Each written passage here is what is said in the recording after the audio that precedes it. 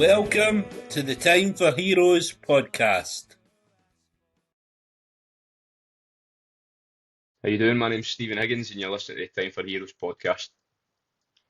Stephen Higgins on the Time for Heroes podcast. He's a singer-songwriter, solo artist. He's been in bands and then he's been playing pub gigs for a few years, and now he's going to make a solo career with his debut single, I Guess That's It, coming out this Friday, is that right? That's right, mate. Aye. Friday the 6th of March. Aye. So we're going to get stuck into that, but what I like to do at the start, Stephen, is right back to the start. So what was life like for a young Stephen Higgins growing up? A proper musical household, to be honest. I started singing, and you're going to laugh at this, mate, right? But I started singing in primary school. So I was in the choir, probably for primary 3 or something like that. And my gran used to listen to this old country singer called Charlie Lansborough. Don't know if you've heard of him, right? You probably know. Mm-hmm. But he's massive in like the country scene. He's an old boy, like kind of long grey hair, wears a hat and stuff like that. And he came to the school, and I sang one of his songs. So he's got a song called My Forever Friend, right? They asked us to go sing in the Royal Concert Hall in Edinburgh or something like that. Can't quite remember. It was about 25 years ago or so. So I've ended up with I've been asked to go sing with this guy. So I went on stage in front of like 2,500 people in this concert hall, dressed as this guy. So I've got a long fake grey wig, and they kind of dressed up as him, a wee paper guitar and stuff. That was like my first kind of musical career. And then after that, I never sang again. So I must have been about 8 or 9 year old, and then I've realised, right, I'm getting bullied here for singing.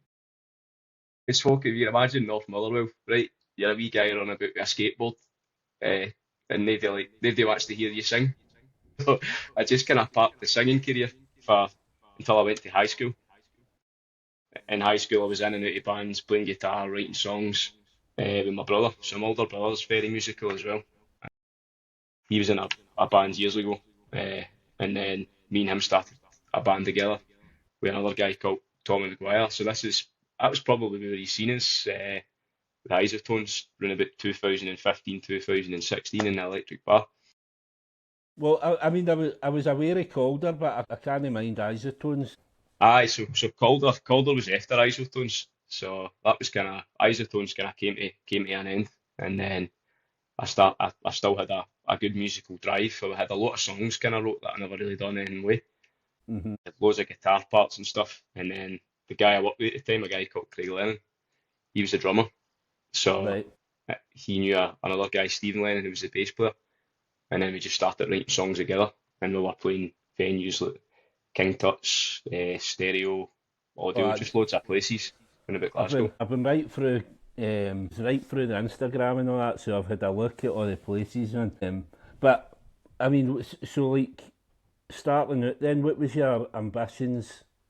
What was your influences? So like ambition wise, was it always going to be music, or what was the fallback option? And at that time as well, what sort of music influenced you then, other than the country boy?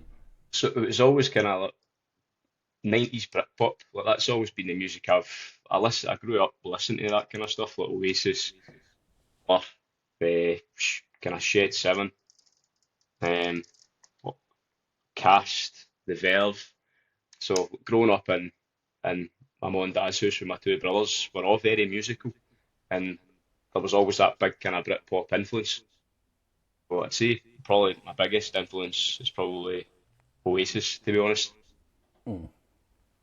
And I just kind of followed. My brother was always kind of writing music in the house, and he always came back with guitars and stuff, so he's right into writing music as well. And there was always kind of Oasis blaring out of his bedroom. Silly years. It's funny that, isn't it? Because there was a period there for a while where kind of people wouldn't say Oasis, they wouldn't kind of cite them as an influence, but Aye, maybe in the last 2 or 3 years, and it, like Liam coming back and aye, then Oasis, you know what I mean? It seems a bit more kind of, it's all right to kind of like them, but I mean most of the bands that I've interviewed on the podcast right through like your Kyle Faulkners, your Paddingtons, all that. They all kind of cite Oasis as having some sort of impact on their career. So Definitely, because I watched a bit of the Brit Awards last night, and mhm. there's a lot of people saying, "Oh, how's Noel Gallagher getting songwriter of the year when he's not wrote a lot of songs in the last couple of years?" It was based on his career spans about 30, Mhm. 35 years in music and writing songs. You know what I mean? And that's it's a lot more than other artists in the last couple of years, like your Sam Fenders, stuff like that. They've only maybe got a career that stretches maybe 10 years. So it's he influences a lot of people. Noel Gallagher specifically, and I've got two music books. They're called the Little Black Book. So I got them maybe 16 years ago. I've got a Beatles one and an Oasis one. So the Beatles one's that thick, and the Oasis one's that thick. But I used to go through both of the books back to front. That's the Beatles and Oasis are kind of my biggest influences. I've got a wall back there with all my canvases and stuff with all my influences on it. And I take a lot of inspiration from Noel Gallagher and his songwriting. Yeah, totally. I mean, look, even what you're saying about the Brit Awards last night, even if the songs did span 30 years, Oasis 25, you know what I mean? That they songs were some of the biggest songs of last year anyway. So It was incredible. regardless of when they were wrote, you know what I mean? That was a brilliant time last year. Did you manage to catch one of the gigs? Aye, I went to Murrayfield. I went to the Saturday in Murrayfield. Aye, absolute class, man. We were down in Manchester. My missus managed to get us tickets for my birthday, so we went down to Manchester, and it was wild, man. I've never seen that many people in a field singing songs back to folk word for word, mate. No, I know. And just cuddling people that you didn't know. And at the time, I was sceptical. I thought they're going to be bother because it's that kind of lad culture in it, but it's 100%, different mate. now. Aye, It's different. It's all ages. It's fathers and sons. It's just everybody was so happy. The only other time I've been that happy was the Stone Roses at Heaton Park when they just came back. It's that same kind of, yeah, you aye, know what I mean? It's everybody's just happy because it's happening. yeah, aye. We're just happy to be there because like you see, you're obviously a lot older than me. Like I grew up kind of early 2000s listening to these bands and then thinking, am I ever going to see them? But I Hmm. never thought I was going to see Oasis. And then when they came out and says reunion, you're thinking, right, here we go, man. Let's get the iPhone, the iPad, the laptop out and see how many tickets we can buy. Aye, so you touched on your influences, but what was your ambitions? Was it always music, or was there kind of what were you going to do as a job? Initially, I wanted to go to college and do music. And I sat with my dad one night in the kitchen. My dad's like, "Listen, you need to get a trade. You need to get a trade, I think." He says, "You need something to fall back on." Hmm. So I part the college kind of thing, and then I get an apprenticeship in fabricating and welding. But I was well doing that in the background. I was still playing guitar, writing songs in bands and stuff. So it's always been music for me. Just always chasing a dream. And how did that go then at the work? See, like in a kind of environment like that, Aye. I'd imagine you're working with a lot of older guys, you know that you'd be getting some slaggings for your music and all that, yeah. Some of them, it was way of speaking to guys. You know what I mean? Like I was Hmm. always a guy. I'd speak to anybody, right? I'd speak to a hole in the wall. But a lot of the older guys helped me out with new music. Well, older music, so people like Steve Marriott, Small Faces, Humble Hmm. Pie, and stuff like that. So I worked with an old guy at Lanark. I've worked for a company called Lanarkshire Welding Company up in Craigneuk. So I was there for about 8 years, and I met an old guy called Neely, and he was right into his music. And they introduced us to Steve Marriott and Humble Pie. So there was always, although I was kind of working and fabricating and welding, there was always music somewhere or another. There was always an avenue to speak to somebody about it, and it was always there. Right. And so getting into Calder, because obviously I kind of took a deep dive into yourself, so I kind of listened to you back in the day, but obviously we're talking like 10 years for Calder kind of Yeah, aye. started. So like that kind of journey with them, obviously you played your first gig 2nd April and Box in Glasgow. So how did that feel kind of, it's all well and good playing kind of local gigs. You've played like the Charity, Electric Bar, Jack Daniels and all that, but your first time kind of playing in Glasgow. What does that feel like? Do you feel like you've made it then? Aye, you do. Like, so the first, although there was maybe only 8 people there, like when you know you're playing in pubs and clubs where other people have played, like other kind of big Scottish artists, but it is a good feeling. And all these places come with sound engineers and stuff, so we were used to just playing pubs being a sound engineer, so the sound's so much better as well. But it was a great feeling.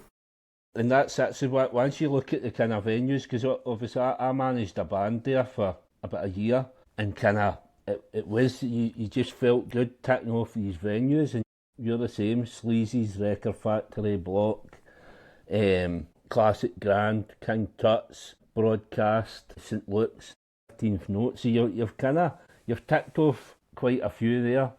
Aye. So, on top of that, like supports and all that, like you support it, looking at some of the bands you supported back then, the Hollows kind of stuck it to me, Parliamo, Dundee Band, The Trend, I can mind them, because I think Billy Mitchell was in them before he went to the Twist and then went solo. And obviously, probably the cream of that is 2 supports with Kyle Faulkner. Obviously, Electric Bar, we kind of touched on it kind of off mic before we came on. So I can mind that day. Obviously, I took my nephew, he's a mad Rangers fan, I'm a Celtic fan, so I was over the moon that day because Hibs beat Rangers in the Scottish Cup final, and I got to take him out and laugh at him all night.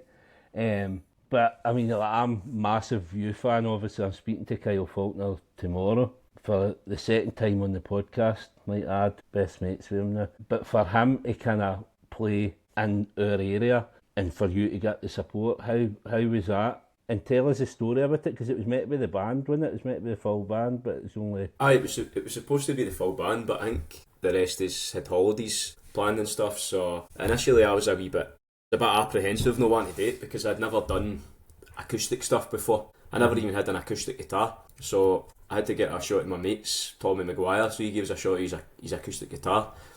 And it was Derek Watson for the banter fees, so he organised the full gig, and he asked if I'd come and play. So I think a week or 2 before, I was just sitting in my mum and dad's house. I still stayed at home at the time, just kind of learning acoustic songs. Like I learned a couple of DMA's songs, and trying to, when you've got a band behind you, like a drummer, a bass player, and you're playing electric guitar, it's trying to write that to suit an acoustic guitar. But it was easier than I thought, because I write a lot of songs on acoustic guitar. It's where I start most of my writing. But it was good to play that gig. It was good to meet Kyle as well.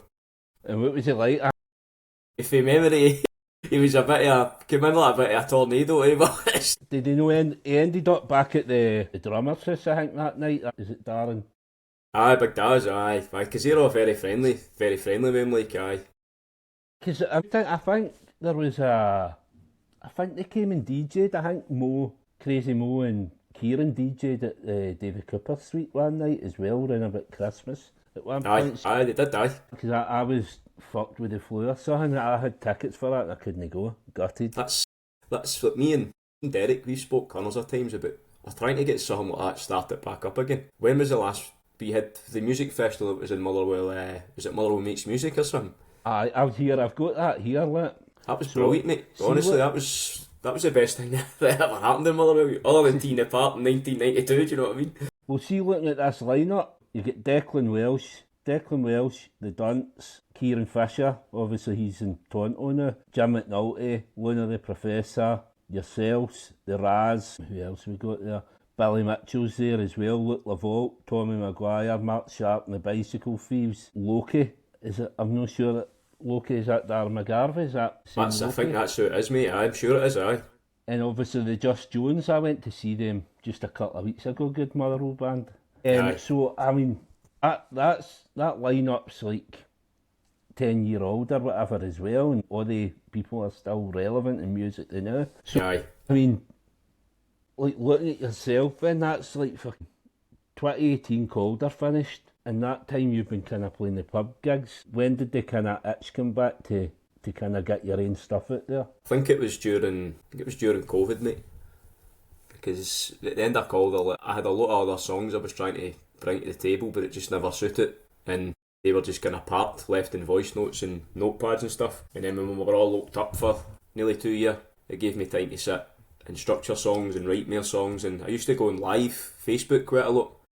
Just sit with a bag of cans and just play guitar, play guitar and sing to folk and annoy the missus. But during that time, it gave me the confidence in myself to know that I can do this and people are enjoying what they're hearing. So I think once COVID was by the way, I just, like, shy wench don't get any sweeties, mate. I was just hassling pubs, just messaging folk, can I come and play, and then it kind of took off of there. So initially it was a lot of just cover songs, and then through time I started bringing my own songs in, and it was getting a good response from people. So, but it's gave me, there was a plan, to be honest. It gave me I was always trying to build a local following, and being in a band, we weren't really doing that. And being there out on myself, just interacting with people, just naturally speaking to folk at the pub, asking how are you getting on, do you like music, blah blah blah blah, you start to build a small following. So although I think I've got about 1,100 followers on Facebook or something, like, one way or another I've spoke to one of the people, do you know what I mean? Aye. I've not done the whole sponsored adverts and all that stuff. I've actually went out and played parties, played weddings, played garden parties and under marquees in the piss and rain and all that stuff. Just spoke to people and tried to punt my music and me as a musician, which is paying off leaps and bounds, to be honest. Well, I mean, for the songs that I've heard so far, it's definitely been worth it. But I mean, I didn't even think of that as a journey. I kind of thought when you're playing the pubs, I was worried because it's easy to get kind of stuck in a rut. Was there any point where you thought, oh, it's not going to happen? A few times, mate, because I work Monday to Friday in construction, so I don't do music full time. So a lot of my music, I'm sitting here with a guitar at 7:30, 8 o'clock at night, beating to maybe 10, 11, and then I'm out at the weekends, Friday, Saturday, Sunday, playing other people's songs. So doing that, maybe 3-4 gigs at the weekend, it takes its toll on you, you start to get fed up. So I was starting to realise, right, I'm spending more time learning other people's songs rather than writing my own songs. So the focus this year is to finish. I've got 2 songs finished and recorded that I've sent out to you, but I've got maybe 5 or 6 sat there that I want to finish and get recorded and just start. The plan is to try and to play my own gig, my own solo gig with musicians as well. So when that kind of comes to fruition, are you happy to just kind of go solo, or would you build a band around you as you get bigger? What are you reckoning? Probably build a band round about me. So at the minute I've got Jamie Keenan's one of my good pals. I've known Jamie for about 16 years. He was a drummer in La Fontaine's. He's now doing his own thing with Glass Checks. Just got tickets to see them in the end of May, I think they're playing. Brilliant, mate, really good. Jamie's a really good musician, so he's helped me out with the drums. He recorded the drums on both the songs I'm releasing, right? And hopefully he'll be able to play live ways as well. And then one of my other mates, Callum Brand, he was the guitarist in A Sudden Burst of Colour in a band called Junk Bandit. So the plan is for him and Jamie to kind of help us with music, with the instruments in the background and help me structure the songs and stuff. Is Callum the guy that's helped me in Glass Checks as well? Aye, so Callum plays the bass with Glass Checks, mate, aye. I thought I recognised the name. So, I mean, listen, if you've got Jamie in your band, that must be some pattern between the two of yous, man, because Jamie's one of the funniest guys I know. It's some laugh, mate. If you can just get off in tangents, mate, the two is just talk shite amongst each other. Sometimes there's no structure to the conversations. Aye, that's the best conversations. Aye, it's brilliant, mate. So I was messaging him the other day actually, saying about this gig, because I've tried to go to at least a gig a month. So I'm looking at July, I might be down south, so I'm looking at going to see the Cribs. Right, aye. Somerset House down in London, and I said, I texted Jamie, I said, this gig at the fucking Glad Cafe will be harder to get to than the fucking Cribs down in London. He messaged me back telling me all the fucking train timetables and how it'll be fucking dead easy for me. Where is the Glad Cafe? It's Paul Shaw's or something. It's a fucking pain in the arse, see with fucking ScotRail and all that, it's a fucking pain in the arse. But he seems to think I'll get there fine, so I'd be fucking leaning on him then for a fucking support gig for that. Aye, but he's already mentioned it to us, so hopefully something comes it. And then I'll just jump in the train with you. It's the 31st day, is it the 31st of May, is it? Aye. Aye, hopefully, that's a Sunday, innit? So, I mean, so Calder finished in scene and all these pub gigs have been happening. So playing the pub gigs, obviously you've built up a following, but what sort of is there any mistakes that you've made doing the pub gigs, and what have you learnt from playing the pub gigs? I think the biggest mistake is spending too much time learning other people's songs. Like there was times where I'll sit maybe 10 hours a week just learning songs, trying to learn songs off by heart. Like during COVID, no word to lie, mate, I sat with a notepad, right? So a notepad and a pen, and to memorise songs. That looks like a fucking Bible, that it's notepad. A Bible. Yeah, if you only want to get scudded with this, if you broke into my gaff, mate, I'll tell you that much. So that's all the song lyrics and stuff, right? So that's all the structures for my songs and whatnot. But I used to just sit and just write songs that other people wrote so I could memorise them.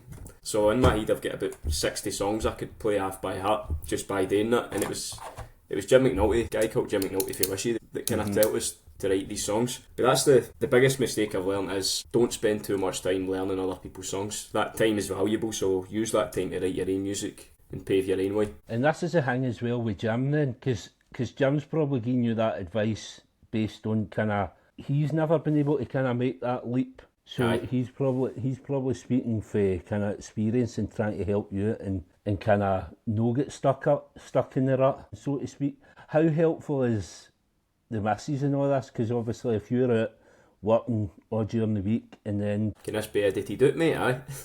I'm glad I've got headphones on. She can't hear this. It's to be honest, it took its toll for a while, because I'm proper when it comes to my music. I've never been, at the minute, the way things are going and the way I'm feeling about it, I've never been so driven. Like Tuesday night I'm booked into a rehearsal room 9 till 12 o'clock at night, and then I'm up about 5:30 the next day to go to work. I spend a lot of my nights just sat writing music, and a lot of the time is spent, when I'm not writing Monday to Friday, I'm gigging elsewhere or the weekend, so I don't see my missus at the weekend. So sometimes like 3-4 gigs over the weekend, that's a lot. But this year we says we're going to make time for each other. We're going to go for coffees, gonna go to the cinema, just do something, just spend time with each other, because it's very, very easily when you're a musician and you're passionate about it, it's very easy to just get in that zone, and I tend to just forget about them. Like, I've got the room I'm in now is my music room, so I could come up here and I'll go up there for 10 minutes. 2.5 hours later I'm still sat here and my missus is getting ready for bed, and I'm like, it's only 8:30. She's like, no, it's 11:15. Do you know what I mean? Aye. I'm like that with the podcast as well.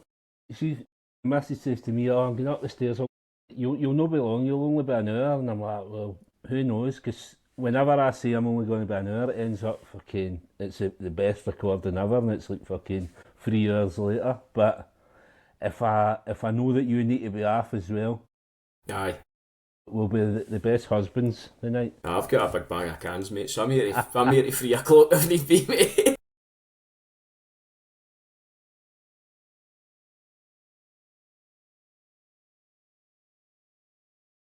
Hunners, mate, honestly. Honestly. When the last, in fact, I played a gig last night. It was a 40th birthday party in Killook Bowling Club. Need to watch what I'm saying here in case the taxman's watching, you know. And I think I got asked to play Jerry Cinnamon 2 or 3 times, but it can be a daily thing when you're gigging on the weekend. He's a bad Jerry, mate. He's a bad Jerry Cinnamon. But what I normally do is, they're obviously wanting things like Canter and Belter and all that. So I'll play Jerry Cinnamon songs they don't know, like Campfire Vampire or Fickle McSelfish, all the early stuff, and then they'll be like, oh, you never played Jerry Cinnamon? You're like, well, I played 3 Jerry Cinnamon songs, you know, hear them. So that kind of thing, that's how I deal with that. What's the songs that you like playing, and what's the songs you least like playing, cover-wise? At the minute, I love playing kind of bluesy kind of stuff, so see like Creedence Clearwater Revival. I'm right into Bob Seger at the minute, so Bob Seger's got a song, All Time Rock and Roll, which is a kind of nice kind of bluesy song. I love Frankie Miller. Frankie Miller's probably one of my biggest influences as well. Kind of good Scottish artist. So he's got a proper raspy bluesy vocal. So I love playing his songs as well, mate. Right. Keeps people going. And what about your least favourite songs to play? And what do you do if somebody is pestering you all the time to play a song that you're no into? How do you deal with that? I'll tell you this, right? I played a pub in Shorts, right? There was about 5 or 6 folk there. It was around about Halloween. So I'm sitting playing with all my gear and all that, and then 20 women have just appeared, just bounced in the door, and apparently they'd went to see, I don't know if it was Boyzone or Westlife or something. They'd went to see them the same night or something like that. So the full night they were just asking for Boyzone songs, and I never knew any Boyzone, right? So this lassie, this one lassie, right, she's just constant. She was like, "Oh God, play a bit of Boyzone." I'm like, "I don't know any, pal. Sorry, I don't know any Boyzone." Here's Wonderwall anyway, that kind of part, you know. Then, but it was getting to the point where she was annoying, right? So I'm like just playing, and I'm looking at the bar staff. And the guys came on, he's like, "Everyone alright?" I says, "No, I don't speak to anybody like this, and it's not me as a person." But I just can't say, "Mate, she's an absolute roaster. She's doing my nothing." And the boys like, "Right, we'll deal with it." So I've took my breaks. Usually it's like 45-minute sets, and then you get like a 10-15 minute break in between. So she's been roasting me for the first 45 minutes, and then I went outside for a break, and she's followed me outside. She's like, "Why are you not playing Boyzone?" I'm like, "Oh, I don't know any." So I went back in, right, and she's come up. She's like, "You playing Boyzone? You know where I'm going with this, don't you?" So I've just said to her, right, I've just stopped what I was doing mid-song and went, I think I was playing an Oasis tune or something at the time, and she's right in my face, she's here while I'm singing and playing, and I've just stopped and I went, "Listen, mate, listen, pal, fuck off." And she's went away and sat down, right? She went away and sat down with her arms folded, and she's just watched me the rest of the gig, just stared at me, raging, man. But that's the kind of thing you put yourself up for when you're playing these pub gigs. Like, I've played pub gigs, Clyde Bank and all that, arse end of nowhere. You're playing these wee old man's pubs, and you go in and it could kick off at any minute, do you know what I mean?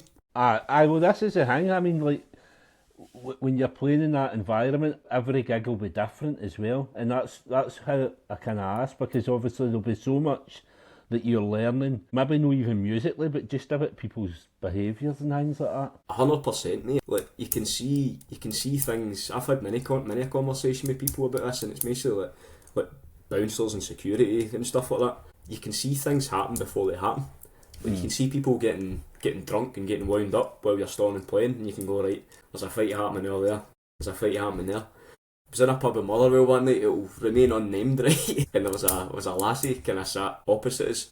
She was getting drunker as the night goes on, and the pub was bouncing, right? She's went up to the bar and she's come back with a tray of shots. There must have been about 20 shots on this tray, right? And this boy's just standing with his mates, and he's turned around and bumped into her. So I reckon out of the 20 shots, 18 of them have been alright, and 2 of them have fell, right? So she's got this big tray of shots, and she's looked at the boy, and I'm watching going, "Surely no, pal." And she's went like that with the rest of the shots right there, the boy's heat. And I'm like, wow, I seen that materialise, you know what I mean? And these shots they're no for No, they're not. Probably 18.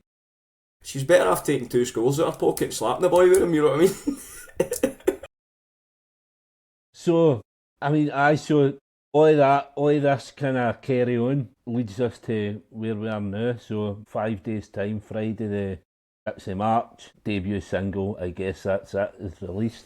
I've had a wee listen to it. I like one of the boys in the work, the boy that I used to manage in the High Flats. He said you sounded dead like Jake Bugg, which right, man, I couldn't hear that, to be honest, but really catchy song for the listeners or the viewers now that I'm on YouTube. Appreciate that, mate. Cheers. Maybe just explain to them the basis of the song and what it sounds like and what to expect. So I started kind of experimenting. I'm going to sound like a Tazzer using that word, experimented, but using the harmonica. So I've always been interested in like Bob Dylan and how you can sound a lot bigger musically if you use different instruments. Mm-hmm. So I wrote that song early November. It does get sounds. It is sort of like you say, maybe slightly Jake Bugg / kind of stereophonics, mm-hmm. and then you've got that kind of harmonica bit in there as well. Well, this is that as well, but with it being so catchy, so see like the backing vocals kick in like halfway through, but see once you've listened to it a couple of times, I've found myself joining in with the backing vocals. The first half of the song, man, it's fucking right in my head already, man. It's a cracking song, man. Cheers, man. I'm trying to do that with a lot of the songs I'm writing. Like if I'm not happy with a song, I'll just park it. I'll no scrap it entirely. Mm-hmm. With that one, it just it just came naturally, and it just felt good off the back. Just sitting with the guitar and just strumming away, and then broke the harmonica and I was playing away with it, and it just came from nothing, to be honest. Obviously, you sent a second song here as well, which I think the name is Escape the Red Tape, is that correct? That's it, aye. Which I've listened to that a couple of times as well, and it's really good. But obviously, as I say, with this debut one, it's been like I keep going back to that, man. It's like fuck it, honestly, like it's my favourite song of the year, probably. I know we're only 2 months in, but really, really catchy. So what's the plan then? Obviously, releasing this on the 6th of March. What's the plan for the next one? So I'll probably wait a month, and then I want to try and fund like a music video or something. Right. Just to try and keep people interested. Because I put a post up, I put a lot of videos of myself up just talking to the camera. Mm-hmm. And it's trying to market yourself as a musician and try and keep people interested. So the only way of doing that, I think, is by posting like videos and stuff. So I think I'll maybe go big with this next one, spend a bit of money and try and get a video behind it. And obviously you said you were looking to record another couple of songs as well, so when would we be looking at that, and would you be trying to get them out for the tail end of the year as well? So I'm booked in to record the 14th of March. Right. So I recorded it in Park Lane Studios in Shawlands. Oh, sorry, I think the Shawlands is the south side of Glasgow, isn't it? Aye. So it's one of the guys for the band Cassidy. Mm-hmm. So he's got his own studio there, and I've recorded with him kind of January time, and then I've booked back in to get another two songs. I'm going to push to get 2 songs recorded and then get a cover done as well, just so I've got a lot of stuff on Spotify and Apple Music and that. But I reckon the next 2 singles I record maybe kind of June, July release. Right. I'm trying to keep people interested. I don't want to push too much too soon. Well, I seen you post that you were looking for any festivals and all that as well for the summer, so I spoke to that wee boy at work, so he said somebody approached him about a festival, and I told him to kind of give me the details there and I'd pass them on to you as well. That'd be great, mate. But, so, well, I forgot what I was going to ask now. It'll come back to me. Aye, so, I mean, like, the way you are, and like, the age you're at now, and obviously just coming back with this single and this solo career, do you feel pressure to make something now because you've had maybe so long kind of out the limelight for the band? 100%, mate, aye. It's something I think about on a daily basis, to be honest. Like I'm 32 and my wife's 31, and we get married in 2024, so the next step for us is probably having kids. So I want to try and get as much done in the next year or two to try and push to see who approaches me and see if I can make something of myself. Like, the dream is to be a musician, to do music full time. So I'm probably pushing myself more now than I have in the last 10 years because I've got less time. So it feels more strenuous, more pressured into doing this. Because when I still lived with my mum and dad and I had a job, but I had this is going off in a bit of a tangent here, Martin, right? But I had the security of living with my mum and dad, if that makes sense. Oh, I know. I've got a fucking 18-year-old boy here now, so I know exactly what you're talking about. Yeah.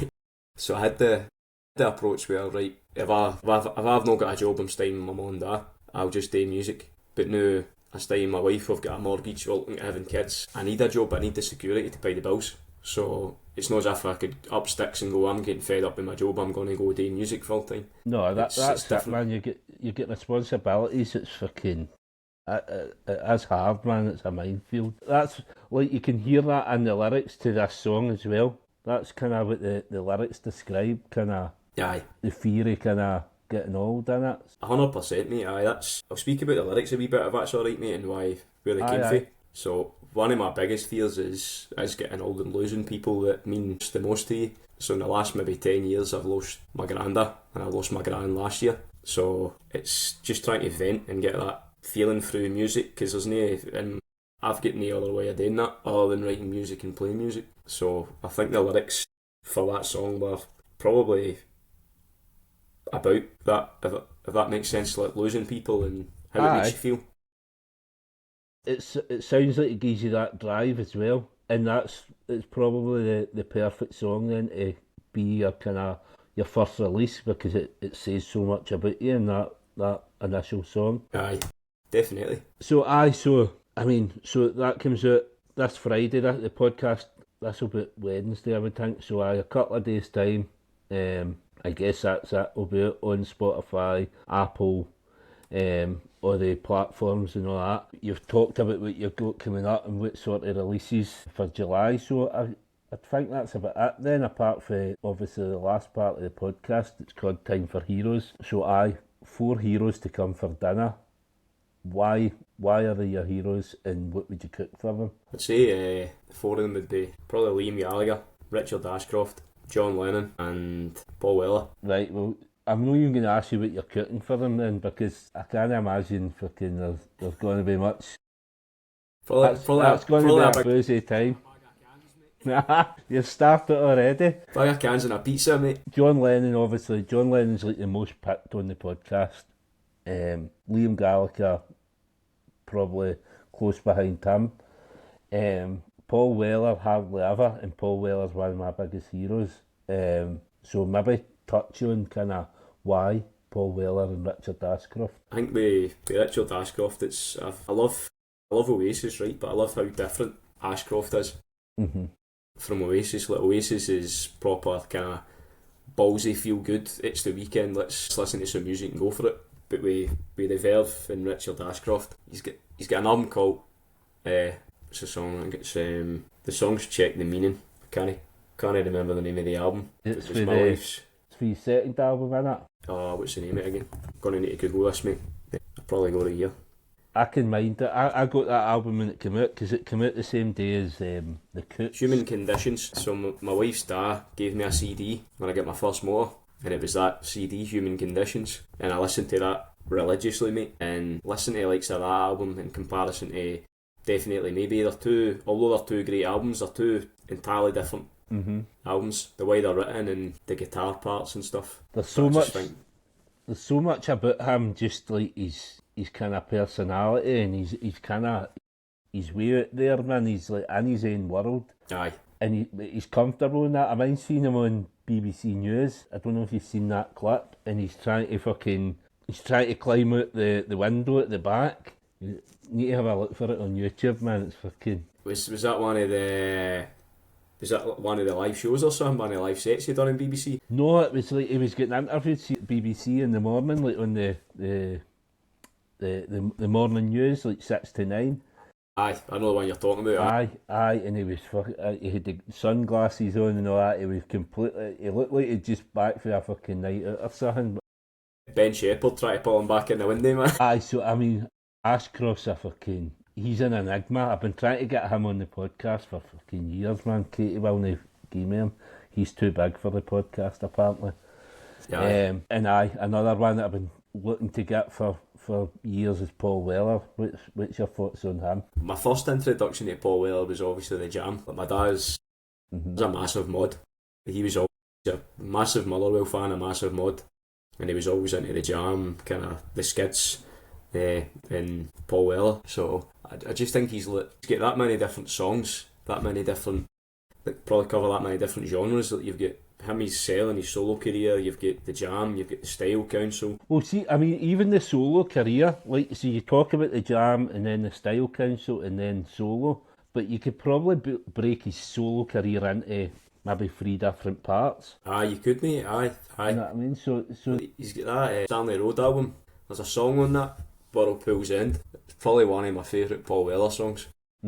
There's this big roaring guitar part at the end that Steve Craddock plays, and it's incredible, mate. Aye, absolutely fascinating character, man. Well, I mean, you're saying a big bag of cans, but I think he's off the drink completely now, so... Aye, he's a beef it entirely, isn't he?